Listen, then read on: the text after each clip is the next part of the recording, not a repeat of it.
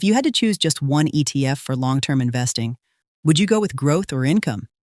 Because this one decision alone can completely change your financial future. And today, we're breaking down two of the most popular ETFs in the world, VOO and SCHD. This is the ultimate battle, growth versus dividends. And by the end of this video, you'll know exactly which one is right for you. Let's start with VOO. VOO tracks the S&P 500, which means you're investing in the 500 largest companies in the United States. We're talking about giants like Apple, Microsoft, Nvidia, Amazon, the companies driving the global economy. So when you buy VOO, you're basically buying the entire US stock market in one click. And historically, that strategy has worked incredibly well. Over the past 10 years, VOO has delivered around 13 to 14% annual returns. That's why it's considered one of the best long-term wealth-building investments. But here's the catch. VOO is built for growth, not income. Its dividend yield is only around 1.1 to 1.5%. So if you're looking for monthly or passive income, VOO alone won't give you much. Now let's talk about SCHD.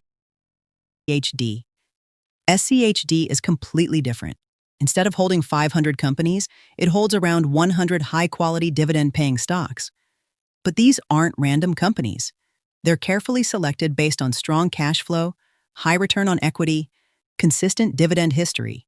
In fact, companies must have at least 10 years of dividend payments to qualify.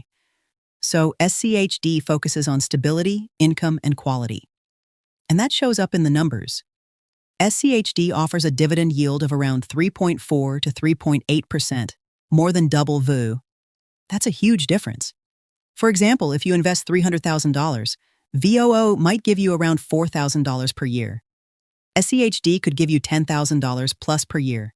That's real income. Now here's where things get interesting. VOO and SCHD represent two completely different strategies. VOO equals growth and capital appreciation. SCHD equals income and stability. Historically, VOO has slightly outperformed SCHD in total returns. Over the last decade, VOO around 13 to 14% annually, SCHD around 11 to 12% annually. That difference may seem small, but over 10 to 20 years, it compounds into a massive gap. So why does VOO outperform? Simple. Technology stocks. VOO is heavily weighted toward tech companies like Apple, Microsoft, Nvidia. These companies have driven huge growth in the market. SCHD, on the other hand, focuses more on financials, industrials, consumer staples, which are more stable but grow slower. Now let's talk about risk, because this is where many investors get confused. VOO can be more volatile, especially during tech sell-offs. For example, in market downturns driven by tech, SCHD often performs better. Why? Because dividend-paying companies are usually more mature, more profitable, less speculative.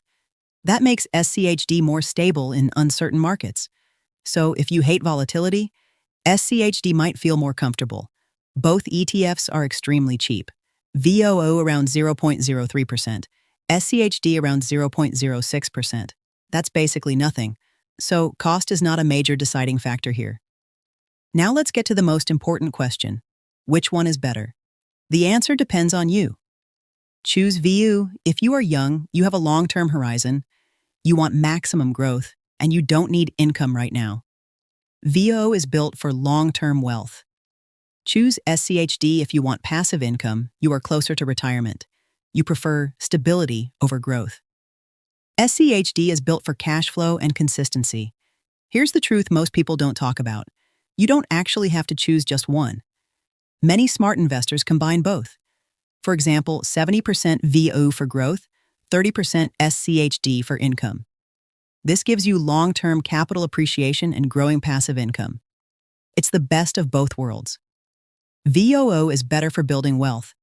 SCHD is better for living off your investments. And the smartest strategy? Use VOO to grow your money, then gradually shift into SCHD as you need income. At the end of the day, investing isn't about picking the best ETF. It's about picking the right strategy for your life. Because growth builds wealth, but income sustains it. If you understand that, you're already ahead of most investors.